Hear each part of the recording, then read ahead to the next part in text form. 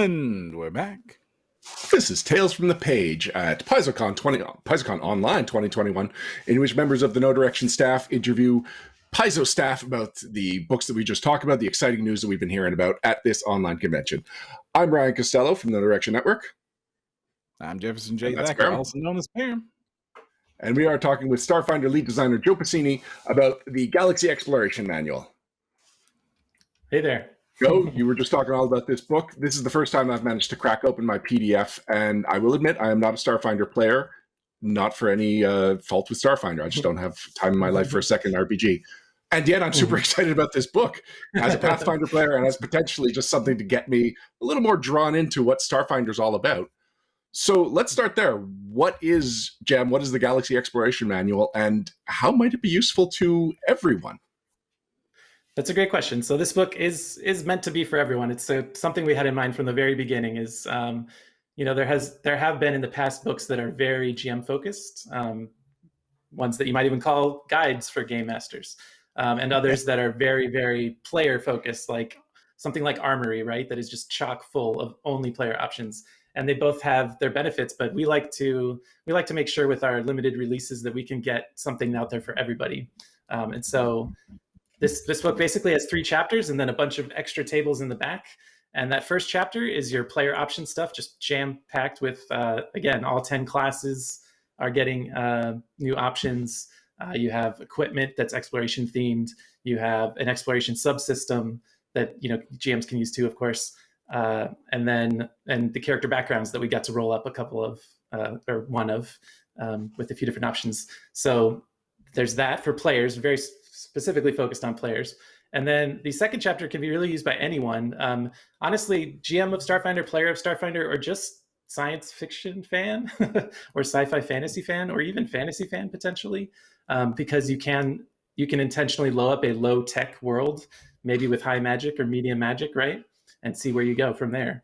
That second chapter is all about creating worlds. And of course, there's tools in there that relate to the Starfinder system for populating those worlds, for making them interesting, to have characters and places to go and things to do, adventures to have. But it can even just be a brainstorming tool. Like, I'm actually really curious to see folks use it for writing stories, just like straight up fiction about random worlds that they come up with this system. And then the third chapter, oh yeah, go ahead, sorry. So sorry, I didn't mean to, but this is exactly the sort of book that when I'm like hunting for in like the indie press sections of conventions, and I geek out for hours on the ride home because it's just filled with so much inspirational material. Like, as a GM, especially wanting to create, especially when I get to do my sandboxy fun and exploration-y kind of fun, this is invaluable. And I'm used to like getting these hastily put together PDFs that are very lovingly put together by fans or third-party stuff or like dusty old stuff from the 70s and 80s. But like, this is like the high gloss straight to 8K Blu-ray version of those books, and I'm kind of digging it. I really appreciate that. Yeah, you mentioned, and sorry for going on and on there. I can do that, so interrupt me anytime, because this book is a special project for me. I really enjoyed working on it. But the third chapter is sandbox adventure specifically, and that is geared towards GMs more. Although, yeah, that is geared towards GMs for running sandbox adventures. And we've talked about that in the panel a bit, about how it provides advice and a sort of sample system to show you how that can work in practice, and then some genre stuff. And then, of course, you have the tables in the back, which that's the kind of stuff I geek out about, and pour over and roll things. And speaking, the inspiration was here. That's what it's all about. This book is all about inspiration. And I think the exciting part for me is when you combine multiple vectors together, you get brand new stuff every time. So even though, a book is finite and can only hold so many things, and yet when you take a random one of 20 random inhabitants and then another random threat from another 20 possibilities, and you combine that with another adventure hook that's out of one of 20 or more than that, and that's just one subsection of part of a planet, you can really go forever. That's why it's called, I think, Infinite Worlds, that chapter, because it might as well be. So super excited about that. If I wanted to roll once and get every single chart covered, what die would I need? I think, Just basically, well, how many options are there on all these charts altogether? oh gosh. Don't ballpark it. I There's, need an exact number. I I got have the counting. special I'm ordering of counting. dice Let's for see. this. 1 through 12, and then 1 through 20, and then a D percentage, and then there's, I don't think such a thing exists. There's got to be, I mean, there's hundreds and hundreds and hundreds. There's 100 different treasure options alone. That's just one toolbox in the back. There's, we have a settlement toolbox that we didn't talk about in the panel just now, that has a table of quirks, a percentile table of quirks for the settlement, a percentile table of challenges, and then a percentile table of locations in a settlement. And those are even organized such that if you want a location that can only be in a low tech place, then you just re-roll if you get a certain amount or higher. Like if you're trying to go for a low tech settlement location, you can just roll until you get 50 or below, and then you'll be set. So when the PCs, I mean, it's just, it's a microscope or a telescoping thing, right? Where it's like, we're in the galaxy, where are we going to go? Exploration subsystem will help you narrow down like a system, and then it'll help you narrow down a world. Then the infinite world section will help you build that world, but then they go on the world. So then you use the biomes in those adventure hooks, and use the settlements to build settlements, and then use the NPCs to build NPCs in that settlement. And it just keeps getting narrower and narrower until you're basically meeting the demands of infinity hungry players that just want like new stuff all the time. And that is the Starfinder player base. They are infinitely hungry. I mean, you're coming in here with your Star Wars fans and your Star Trek fans and your Stargate fans and lots of things that start with star fans. And it's all about the new, the weird, the improvised, the absolutely brilliant. And it's always different each week when we turn in. And if you want to run that whole anthology style campaign where it really is a new planet with a new problem and probably even a new story genre every single time you sit down at the table, you're going to need something like this. I thought the Deck of Many Worlds by itself was brilliant enough to handle the load of this, but combined with this book, it's just like, I don't know how I'm going to play a Starfinder game without it. Yeah, it's super exciting. I really lucky to work with a team that can kind of get behind ideas like this and really make them much better than when I'm just like, what if we do a book like that? And they're like, yeah, but also, and then just an amazing bevy of authors. I just want to say real fast. It's also yet another thing that the Starfinder crew come out with real quick that makes me jealous from my Pathfinder fan half of myself, because I am a Starfinder player. I am a Starfinder fan. I love Starfinder so much. And then it's like, this is really great. When does the Pathfinder version come out? I know, I love hearing from the Pathfinder folks too. The Lost Galarian Club, as I call them, they will come to us and talk about the Deck of Many Worlds from time to time. And so I'm always hoping that there'll be some kind of iteration along those lines. You never know what's possible. I mean, One of the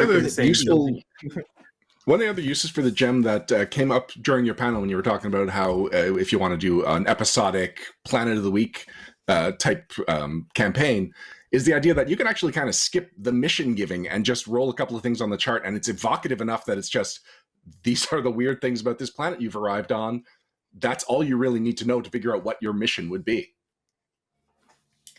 Yeah, exactly. Each biome, right, has 20 different adventure hooks. Each cultural attribute has multiple tables of adventure hooks. So any one of those is enough to center at least a night's worth of play, if not, an entire adventure campaign. Basically, as long as you find it interesting, you can run with it. And then there's also, again, the inhabitants tables, which, the difference between running into a golem and an assembly ooze can be pretty significant in an urban environment, for example. And whether it's a human greeting you or a Dramata, the camel-like scaredy cats that herd with each other from Alien Archive 3, I think it was, that's going to make a big difference in how that adventure plays out. So it's just, yeah, I still am staggered by the possibilities. I'm very much looking forward to hearing how people use this book. I'm really liking the in the environment sections, the biomes part, there's this little Mhm. breakout on each of the sections that's useful equipment to have. And a lot of it is like, they usually start off with like really specific stuff that kind of makes sense, like a crash pad or a culinary synthesizer if you're in underground. And I'm going to pick on the underground one here because almost always they end with something that is like absolutely basic, but too many times I forget about these in games as a GM. Stuff like a sleeping bag. That's great in almost everything else. The one of them's like some rope. Yeah, that would be very useful to have. It's like not everything needs to be this super high tech molecular synthesizer to solve the problem. Sometimes your PCs just don't have a towel. Yeah, the towel, nice ref. Yeah, it's something that was fun to include in each of these biomes. Was sometimes lists of specific gear from a bunch of different books, right? Or you can find the information online for free, of course, at sfrd.info. But it definitely helpful for players and GMs to be like, what kind of stuff might you just, the stuff you pick up at the corner store before you went out onto a world like this.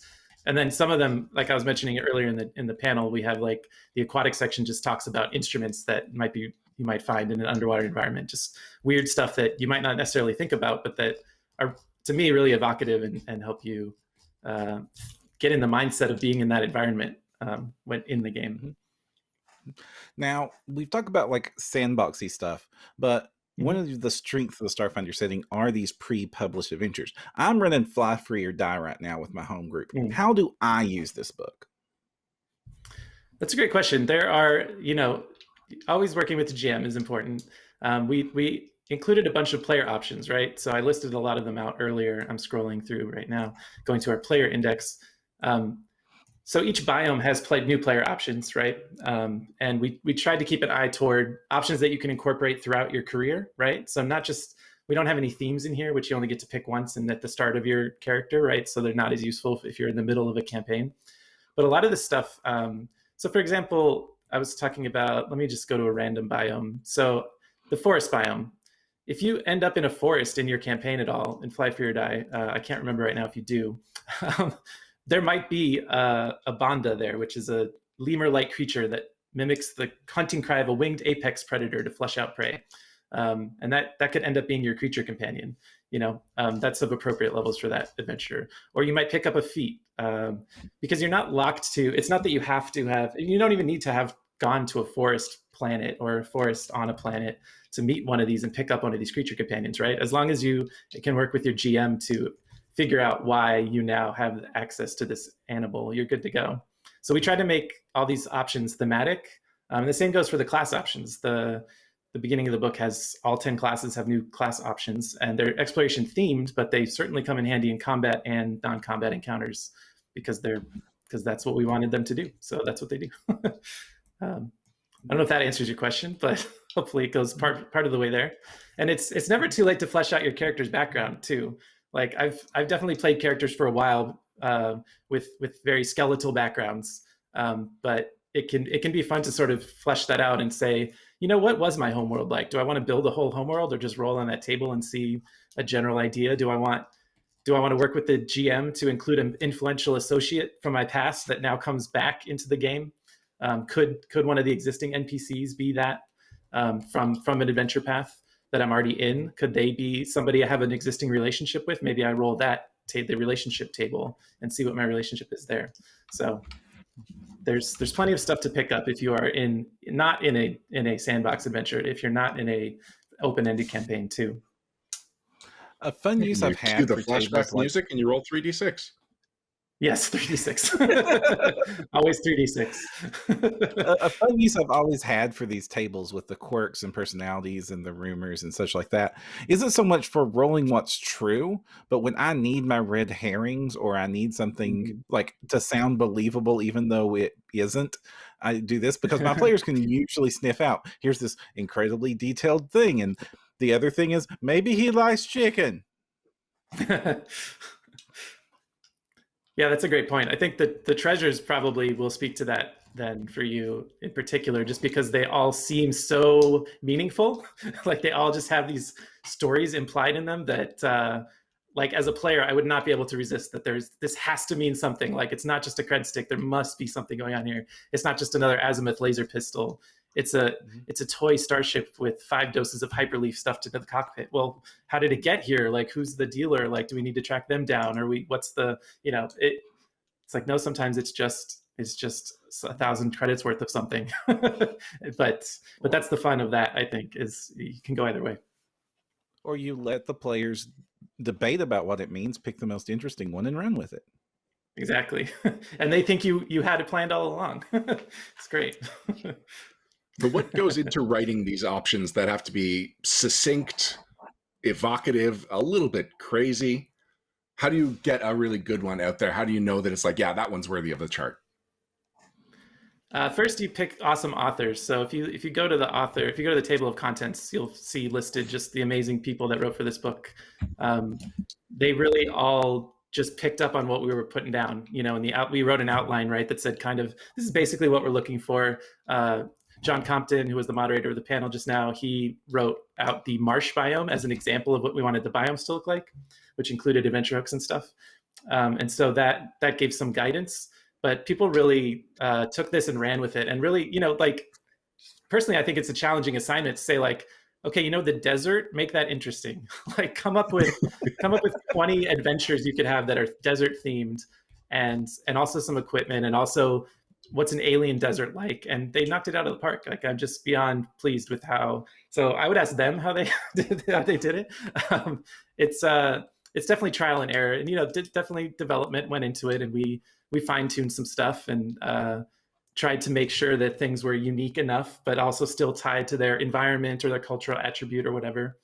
But a lot of back and forth tweaking stuff. And gosh, from a layout perspective, tables are kind of the worst. Getting them to fit properly and getting everything to line up nicely. And like you're saying, being so succinct while also communicating a lot is a difficult challenge that I think every author rose to admirably. And it was kind of a delight to develop, other than the particulars of the boring particulars of messing with tables in software, layout software. You so I did did a great job. go to check out the authors list, like you were mentioning, and I came across something I hadn't seen before, the exploration log, which is just like a character sheet for the different places you've gone to, which makes so much sense since you're going to be improvising a lot of these planets based on some die rolls. And like, if a month later your players are like, let's go back to that planet. Yeah, it's good to have this. Exactly. That was a medium to late edition where it's like, you know what? It would be great to have a way to record the places you're going for exactly the reasons you say, that you might go back, you might want to flesh it out. So it's a hex-based exploration system. So there is a little hex map on it, so you can kind of keep track of what you explored. But then there's also half of it is also just, again, all those details about the biomes that are there and who lives there and what, is the accord high, is the tech low, that kind of stuff. So, and a name, you got to name it, of course. We don't give any advice on naming. I also appreciate that it's a hex map that's in a hex and not trying to be a square. Yes, that was on purpose too. Why have those extra hexes? It looks better to me to have a hex. Yeah, there's lots of stuff in this book. What else do you want to talk about? There's so much we could talk about. I just want to make sure that if there's anything that's going on in chat. So if you are watching us live, you can absolutely participate in the conversation. But actually, Perram, this is usually your job. Why am I doing it? Because we're improvising. All right, I'll keep going. If you have questions for Joe about the Galaxy Exploration Manual or designing Starfinder or how he's doing, where he got that cool hat, you just post them right there. We will seed them into the conversation. We've got about 15 minutes left in what we're going for here. So if you got questions, give them to us. If not, we'll find other things to talk about. Like, Joe, why are there only 3 chapters in this book? That's a great question. We just had 3 thematic things to talk about. One is, here's a bunch of player options. Here's all the things you can do if you're just coming here for the stuff, for the gear. Of course, we still snuck it into chapter 2 as well, which is why we have a player option index in the back, so that if you just want to find new weapons that are in this book, you know what pages to look on. You don't have to flip through everything, right? But chapter 2 is all about building worlds, and chapter 3 is for GMs only, kind of. And so that's the division we chose. We also, John mentioned it in the panel, but we have the introduction to the book, we've often found, sometimes the introduction is just an expanded table of contents that's like, those things you saw on the table of contents and that you can see in the bar on the side of the book, here's what they are. And that's nice. But for this one, we decided to do sort of a narrative version of using the book. So John wrote up basically an example of him as game master running me and some of the other members of the Starfinder team through a sandbox adventure using the tools in the book and being like, oh, I want to be this kind of character and I'm going to roll my background on these pages. And so that's kind of a fun little section where bad things happen to our characters that I enjoy. It's got a little bit of an experiment for this book, see what people think of it as an introduction. One of the most exciting parts about me for having this in play is I've been a huge fan of Hexploration, and that's why I've really liked Ultimate Wilderness at the tail end of PF1, how it expanded on that. And it looks like you all are expanding on the exploration system. Can you walk us through what the exploration system is in action and why this would enhance the game and make what would normally be purely narrative into something more interactive? Yeah, sure. So it's multi-part, right? Because Starfinder kind of assumes that you are a bunch of aliens in a starship.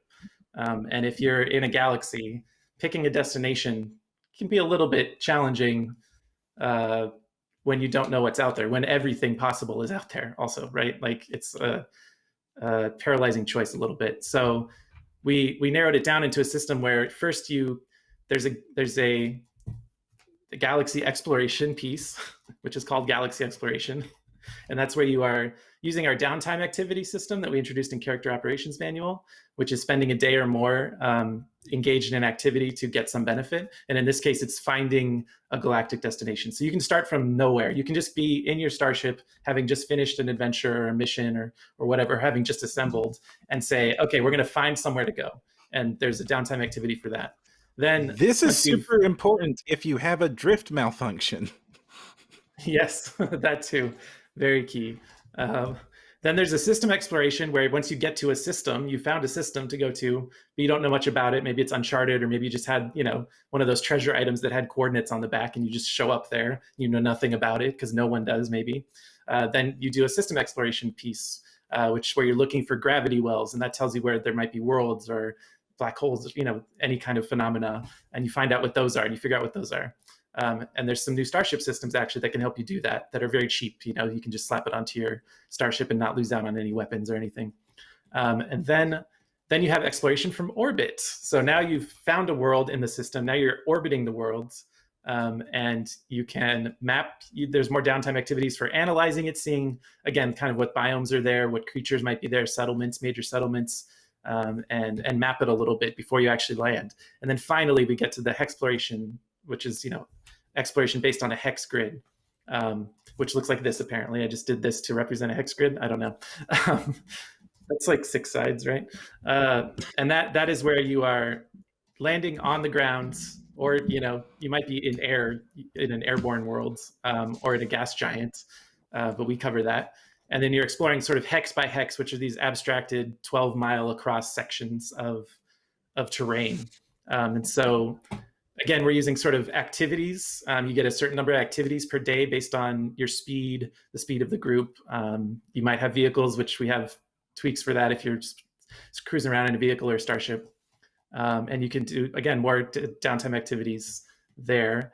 And we give some advice on random encounters and tell you, how hard it is to move through certain types of terrain. And that's basically it. That along with the biome sections, right, can tell you what kind of things you'll encounter in that biome, or what might be there. So that's the basics of it. And then you see something like, don't say Kingmaker in space, don't say Kingmaker in space, don't say Kingmaker in space. Why can't I think Horizons of the Vast, right? Is that what we're talking about? I mean, do you see that taken? I think the second anybody mentioned Kingmaker in space, even as a reference for this, everybody cheered because they were begging for that adventure path since Starfinder was announced. Right. So which biome? Yeah. Mm-hmm. Sorry, which biome am I most likely to run into an undead kaiju? That sounds weird to me. That sounds like the weird biome. That's where we stuck all the strange stuff. Because I don't think you're going to find that in an urban environment too often. But again, these are just like these inhabitants tables that we have are just kind of maybe the most common things you might find there. But you're free to go to a forest biome and then roll on the desert biome and be like, what is this thing doing here? Doesn't matter. You do what you want. That's one of my favorite things about role playing games in general. And books like this is that you're free to do whatever you want. You can re-roll on a table, right? You can change a noun or a verb. I know it's amazing, but we're here to inspire you, to help you come up with ideas and then have your own adventures. Like that's what's exciting. Right. And that's a great way to make a planet seem more alien. This is a forest desert. This is an underground aqua. This is an urban, I don't know, weird. It's a weird urban. Weird urban. Traveling urban setting. Exactly. What was I going to say about that? Oh yeah, for the biomes, when you're rolling up biomes, when you're creating a world, you can just, it's a D12 because we have 12 different biomes. You could just roll that D12 as many times as you want. And let's say you roll it 3 times and you keep getting a 1. Well, that's telling you that it's all airborne. But maybe you roll 6 times and you get like 3 3s and a 2 and a 1. Well, that tells you there's a lot of Arctic terrain, but there's a little bit of aquatic and a little bit of airborne, right? So you can kind of take it as you want, or you can just go for the desert world or the marsh world and just have it be that very Star Warsy kind of, mono planet if you want. A city in the air, nobody'd go for that in a sci-fi setting. It's too unbelievable, I know. I'm positive there's at least one adventure hook that revolves around that in the airborne section. Sorry, I'm reading a question from TRDG11 in chat. It's a follow-up. So he is also running Fly 3 or Die, and he's running. He is close to the end of the campaign, and he was looking for further advice about how to incorporate Gem into his campaign, specifically because the group feels that the campaign's been a little railroady. Well, there is more here. Is that enough jumping off point? Oh, I can jump off from there. Yeah, okay. This would certainly be the book to be the antidote to railroady. You're always free to, when adventure paths are meant to be, they're meant to be a lot of things, but they're obviously great for telling a story that has a beginning, middle, and end, and that has consequences for player actions and kind of is a guided story, right? That's the purpose they serve. This Galaxy Exploration Manual is definitely for the sort of opposite of that, where there are no rails and you are free to do anything. So I would say, especially if you can continue any campaign, any of our APs, by taking the PCs at the level they are at and just shooting them off into the galaxy. You could take, honestly, there's so many, I'd say any one of these adventure hooks, which again, there are 20 times 12 plus, 4 times 20 plus, there's a lot of adventure hooks is what I'm trying to say. Or any of the legendary starships or any of the treasure items, they can all be campaigns in and of themselves. So you can just look through and find ones that you like and that might be related to the story that you've just told or are currently telling, and just weave those in, right? And I think the sandbox adventure chapter really has some good advice for doing that. And that's obviously geared toward an adventure that has been entirely sandbox, but I think there's a lot you can take from that and use it to meld into a game that has been more on the rails or that has been more by the book. Yeah. So, and I love Fly Free or Die, but definitely the railroady part feel of it is kind of intentional because it's a whole lot of danged if you do, danged if you don't situations, and definitely skipping town in the starship and just going exploring where nobody will find you. This book could come in handy. Yeah, I like that. If you need to lay low for a while. Couple of comments from chat. Gordon 341, Deck of Many Worlds is one of the best accessories from an RPG ever. Viva Robot Games saying charting worlds for star charts is classic sci-fi. And Lone Jedi 70 is saying where we're going, there are no rails. Absolutely. Well, yeah, I will say if you like Deck of Many Worlds, which is one of my favorite products I've worked on for Paizo, this book is in that same alley. It's just the Deck of Many Worlds in book form with a bunch of other stuff, obviously. But yeah, I'm excited. I'm excited to use them together too. Yeah, so like the options that are presented in the Deck of Many Worlds, none of that is recreated and reprinted in the Galaxy Exploration Manual, right? So let's see. Okay. So the Deck of Many Worlds gives you attributes, right? Like technology, what's the level of technology, what's the level of magic on a world, but it doesn't give you any more than that. It just says high technology, and then the instruction cards have a tiny snippet of like what that might mean. But then this book takes that and then expands on it. So it's not reduplicated necessarily, but it's not Right. synchron, whatever. And then the adventure hooks that are on the Deck of Many Worlds, there's a bunch of those. None of those are reduplicated here. So when you make a world with the Deck of Many Worlds and it has its 2 adventure hooks or more if you want, or just one, you can ignore those. You can incorporate them with adventure hooks that you get from the biomes or attributes, or you can do anything. It's kind of, it could be overwhelming. I could see it being overwhelming if you couldn't just ignore what was overwhelming you, which you can totally do. So were you looking for synergistic? Synergistic, thank you. There we go. Yeah, I don't work with words every day or anything. It's not my forte. I intend to use the deck and this book very closely together, because the deck basically can replace a lot of the initial rolls that you would do with dice using these tables, and then so you can just go straight to the section you need after you've pulled your cards out to generate your world with the deck, and then you need to further detail it. That's where this book steps in. 100%. And I tried to make sure that the world generation process without the deck was as quick and painless as possible. So there's only, like I said, 5 steps, and that last step is just finishing touches of like, do you want to add some cute stuff? But you're basically rolling a D percentage to see what kind of world it is. Then you're rolling a D percentage to see the gravity and atmosphere, which you can do in one roll if you want. And then you roll for biomes, like we said, you could roll it once or a few times. And then you are rolling for the attributes, and that's just a D6 roll on each attribute, and then you're basically done. Which again, you can do with the Deck of Many Worlds with a few cards, but that is an entire world you've made in that short time. So, speaking of short time, we've got less than 10 minutes left in this panel, so I'll just remind people that coming up next is Tales of Lore, Tournament of Champions. And if people want more Starfinder content, later tonight we've got a Starfinder one-shot, Band on the Run, featuring the Dragons and Things Network. That is at 6 p.m. Pacific, 9 p.m. Eastern. Joe, you mentioned earlier that you didn't talk about the settlement toolbox in the panel you had just done. Do you want to go to page 150 and roll up a random settlement? You're asking me if I want to roll with my 3d6? Yes, on the D100 D percentiles, right? I'm going to use my 3d6 on this D100 chart. So the things we have in here are quirks, challenges, and locations. So the locations is really for when you're already in a settlement and your PCs are like, what's on this street, or we went to the tavern, but what's next door? So let's check out the quirk and challenge of this particular settlement and see where we go from there. So I'll roll my 3d6. I'll get 15, and that gives us a specific color is banned from appearing in the settlement.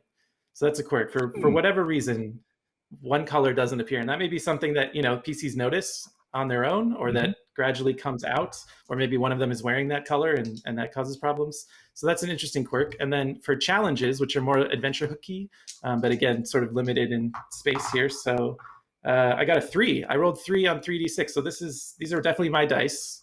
That is the settlement. The settlement and its people are heavily taxed or in deep debt. So these are sounds like greed. They're that's been banned from this city. Yes, exactly. Yeah, why not, right? I love it already.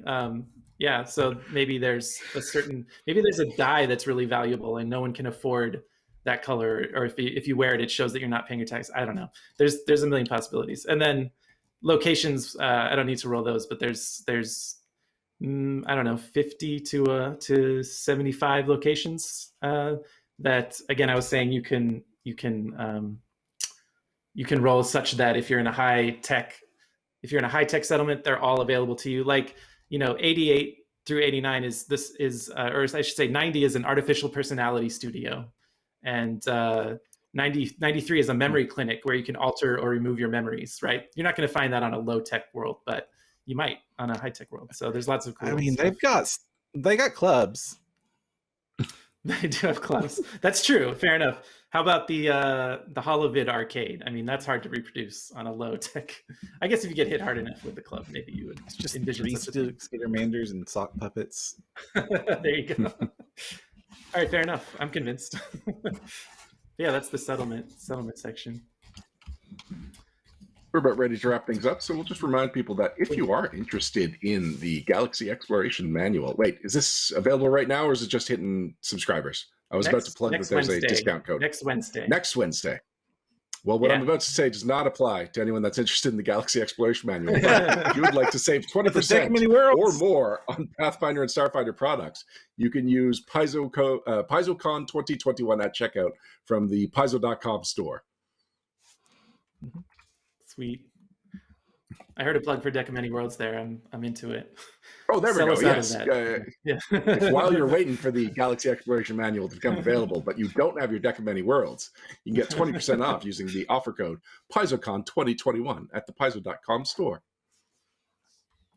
I've already bought a fair number of copies. This was fun. Like I said, I'm not a Starfinder player, but I am jealous of this book as a Pathfinder player.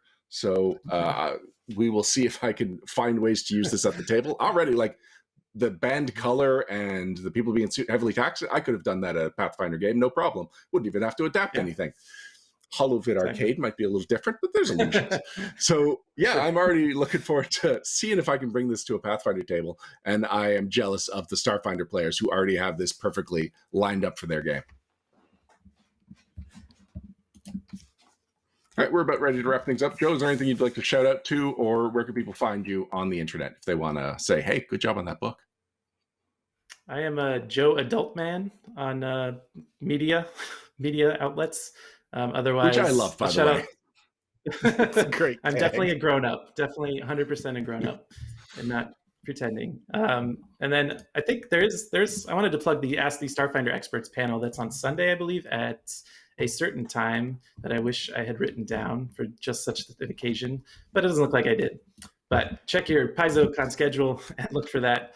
I'll be hanging out with some cool Starfinders and answering questions that folks have. So that is where I'll see you next. And do our PaizoCon puzzle hunt. The Ask the Experts for Starfinder is at 3 p.m. Pacific time on Sunday. Thank you so much. That would be 6 p.m. Eastern. Great. And any other times that you got to figure out if you're on your own. Thanks so much. Quickly, I want to plug some of the Starfinder content in the No Direction Network. If you go to NoDirectionPodcast.com, you can find such great shows as No Direction Beyond, which is a Starfinder news, reviews, and interviews podcast, Intrepid Heroes, an actual play of the Dawn of Flames adventure path, and Digital Divination, which is our twice monthly topical Starfinder podcast, which, how did you describe it, Perram? It's... you had a really good verb for it. What do legend lore and digital divination do? Sorry, I'm putting you on the spot. Oh, they dissect it. There we go. They dissect the Starfinder rules and setting. Right. That one has John Godek and Paizo's own Ron Lundeen on it.